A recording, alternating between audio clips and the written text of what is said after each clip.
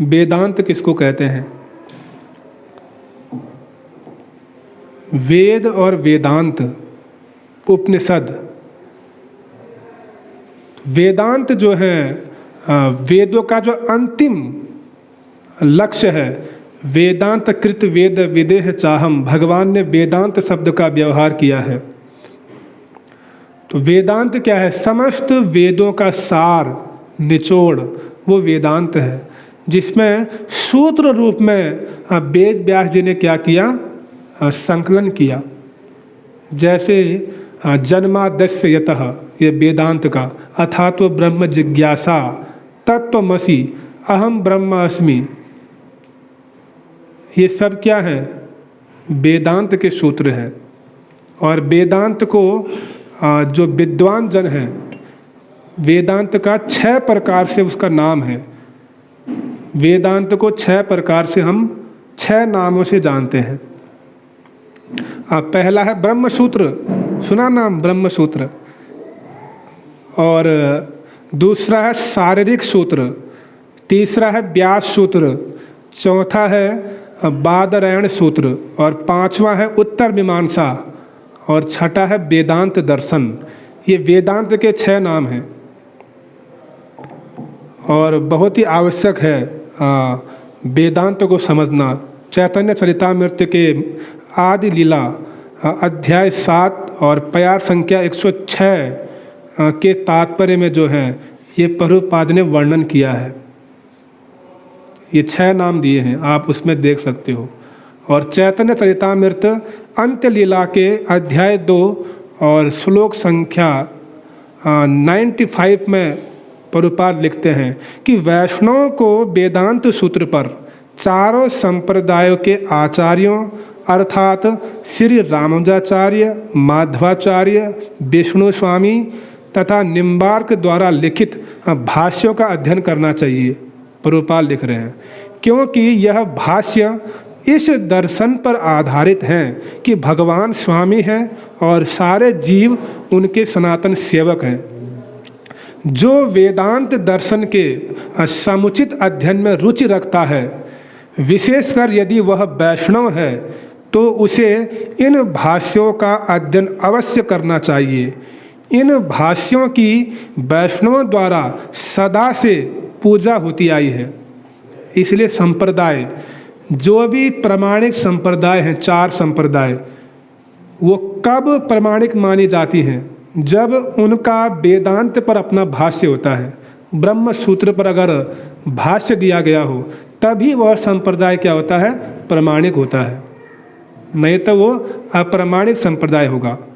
इसीलिए चैतन्य महाप्रभु के वचन भी हैं कि प्रभु कहे वेदांत सूत्र ईश्वर वचन, व्यास रूप कैल तहाँ श्री नारायण।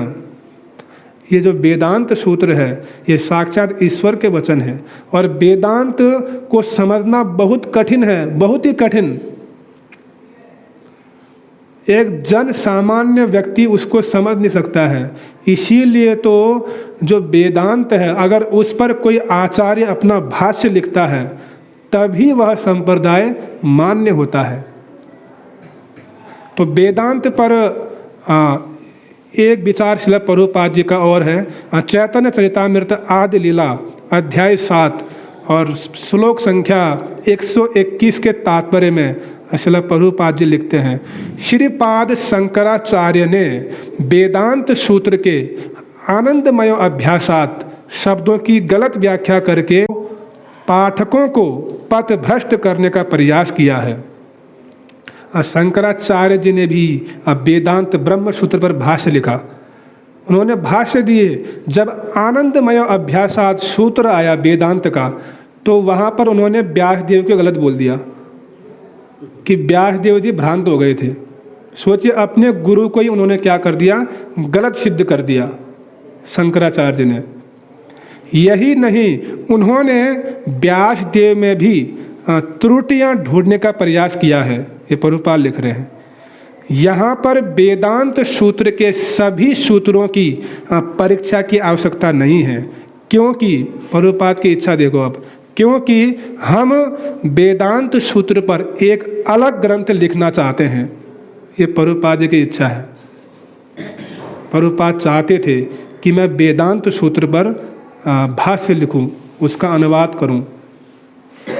तो प्रभुपाद जी की ये इच्छा आने वाले भक्तों में कोई ना कोई पूरा करेगा। लेकिन प्रभुपाद जी की इच्छा है कि हम वेदांत सूत्र पर एक अलग ग्रंथ लिखना चाहते हैं।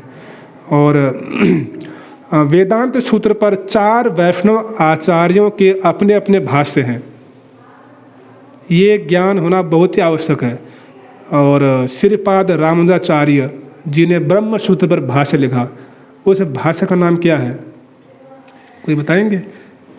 नहीं बता। श्री भाष्य। क्या नाम है? श्री भाष्य। ब्रह्म सूत्र पर भाष्य का नाम क्या है? श्री भाष्य। इसीलिए जो रामानुज संप्रदाय है वो प्रमाणिक माना गया, क्योंकि उनके आचार्य का अपना भाष्य है वेदांत पर, जिसको बोलते हैं श्री भाष्य। और श्रीपाद माध्वाचार्य, इनका भी वेदांत सूत्र पर भाष्य है। अब हमारे संप्रदाय के आचार्य हैं और हमको ये बेसिक ज्ञान पता होना चाहिए। सोचिए, संप्रदाय के आचार्य मध्वाचार्य, उनका वेदांत पर क्या भाष्य है? अणुभाष्यम।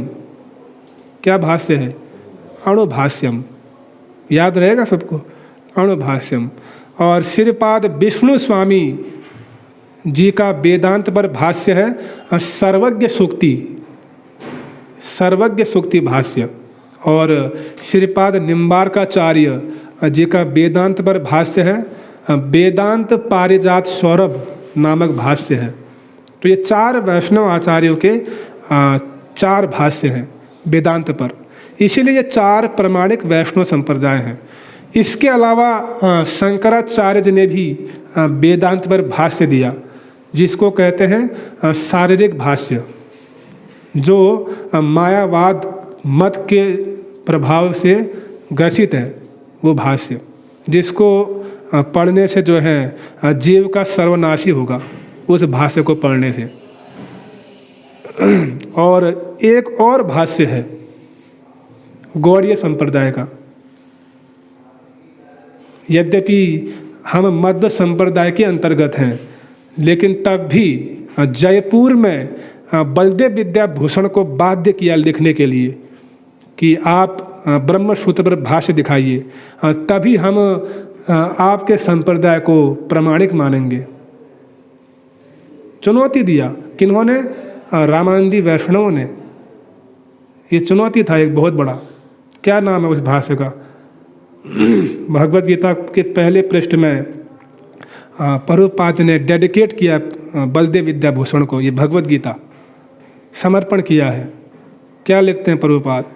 वेदांत दर्शन पर अति अद्भुत भाष्य लिखने वाले बलदेव विद्याभूषण को ये भगवद गीता समर्पित करते हैं। कौन? प्रभुपाद जी। और वेदांत दर्शन पर बलदेव विद्याभूषण जी ने जो भाष्य लिखा उसका नाम है गोविंद भाष्य। क्या नाम है? गोविंद भाष्य। क्यों नाम पड़ा गोविंद भाष्य? क्योंकि साक्षात जयपुर में जो गोविंद देव जी हैं उन्होंने खुद लिखवाया। बलदेव विद्याभूषण लिखते गए और गोविंद देव बोलते गए। इतिहास में पहले एक ऐसे आचार्य हुए जिन्होंने बहुत ही कम समय में लगभग 3 महीनों के अंतराल में वेदांत पर भाष्य दे दिया। सोचिए, किन्होंने? बलदेव विद्याभूषण जी ने। और इस प्रकार गौड़ीय संप्रदाय की उन्होंने रक्षा किया गोविंद भाष्य प्रकटित करके। तो बलदेव विद्याभूषण के हृदय में ऐसी भक्ति थी, जो प्रेमा भक्ति का एक लक्षण है। कृष्ण आकर्षणी, यानी जिसके हृदय में प्रेमा भक्ति आ जाती है वो कृष्ण को भी क्या कर लेता है? अपनी ओर आकर्षित कर लेता है। तो बलदेव विद्याभूषण जी ने गोविंद देव को अपनी ओर क्या कर लिया? आकर्षित कर लिया। स्वयं गोविंद देव जी लिखा रहे हैं। तो इस प्रकार उसका नाम क्या पड़ा? गोविंद भाष्य। स्वयं वेद व्यास जी ने भी जो है ब्रह्म सूत्र पर भाष्य दिया है वेदांत पर। उसका नाम क्या है? वेदांत पर भाष्य। पहले उन्होंने वेद प्रकट किए, फिर उपनिषद, फिर वेद और उपनिषद का सार ब्रह्म सूत्र यानी वेदांत। उस वेदांत के ऊपर भी उन्होंने स्वयं अपना भाष्य दिया है। लोग समझ नहीं पाएंगे। तत्त्वमसि, तुम वही तत्व हो, ऐसा अर्थ करते हैं लोग। अहम ब्रह्मास्मि, तुम ही ब्रह्म हो, ऐसा अर्थ करते थे लोग।